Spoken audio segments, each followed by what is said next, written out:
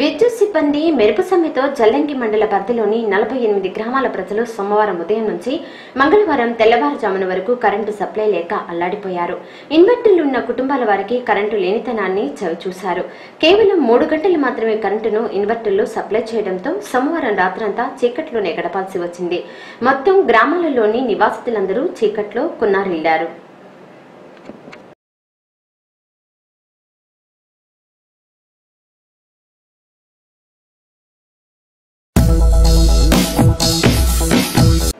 నరేంద్ర దామోదర్ దాస్ మోడీ భారతదేశ 15వ ప్రధానమంత్రిగా ప్రమాణ స్వీకారం చేయడాన్ని తిలకించేందుకు స్కాక్ సభ్య దేశ నాయకులు ప్రత్యేక ఆహ్వానంపై రాష్ట్రపతి భవనానికి వచ్చారు.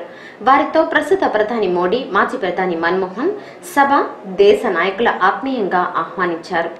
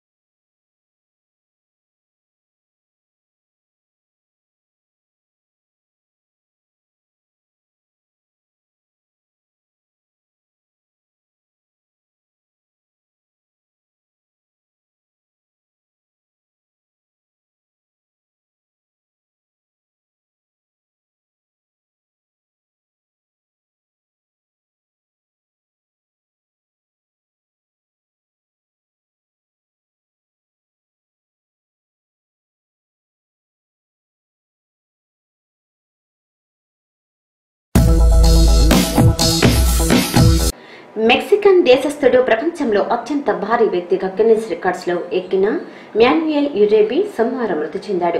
యురేబీ మృతికి కారణాలు తెలిపేందుకు వైద్యులు సముఖత వ్యక్తం చేయలేదు. హృద్రోగంతోనూ కాలేయ సమస్యతోనూ ఇబ్బంది పడుతూ ఉండేవారని మాత్రం వైద్యులు పేర్కొన్నారు.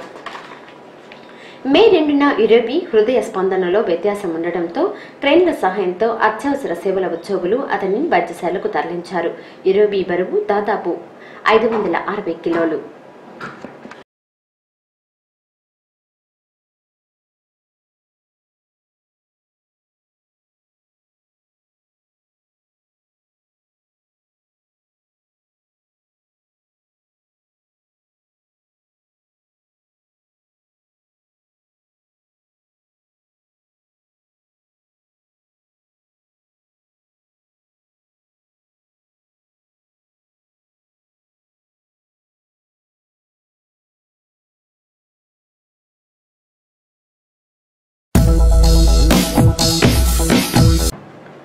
భారతీయ జనతా పార్టీకి మతతత్వ పార్టీగా ఓ ముద్ర ఉన్న విషయం తెలిసిందే. ఆయన బీజేపీ పూర్తి స్థాయిలో మెజారిటీతో కేంద్రంలో స్థానాన్ని సుస్థిరం చేసుకున్న భారతదేశ సెక్యులర్ విధానాన్ని విడిచిపెట్టకపోవడం బీజేపీ విలువను మరింత పెంచింది.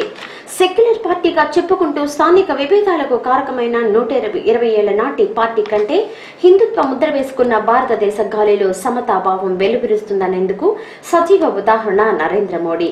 మైనారిటీలుగా మిగిలామనుకునే ముస్లింలకు తన కేబినెట్ లో స్థానం ఇవ్వటంతో ఆ విషయం వ్యక్తమవుతోంది.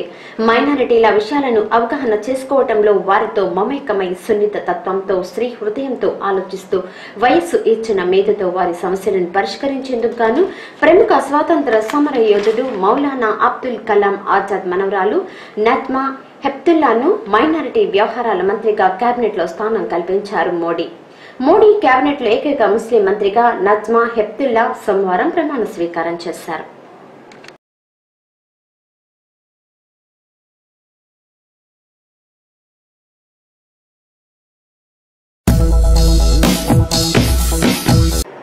వివిధ సందర్భాలలో పాకిస్తాన్ నౌకాదళం నిర్బంధించి జైళ్లలో తోసిన భారతీయ మత్స్యకారులు 150 మందిని సోమవారం విడుదల చేసింది పాకిస్తాన్ ప్రభుత్వం. సోమవారం పాకిస్తాన్ ప్రధాని నవాబ్ షరీఫ్ భారత 15వ ప్రధానమంత్రిగా ప్రమాణ స్వీకారం చేయనున్న సభకు విచ్చేశారు. ఈ సందర్భంగా సహృదయభావ సూచికగా పాకిస్తాన్ 150 మంది మత్స్యకారులను జైలు నుంచి విడుదల చేసి బస్సుల్లో వారి సరిహద్దు వద్ద వదిలిపెట్టింది.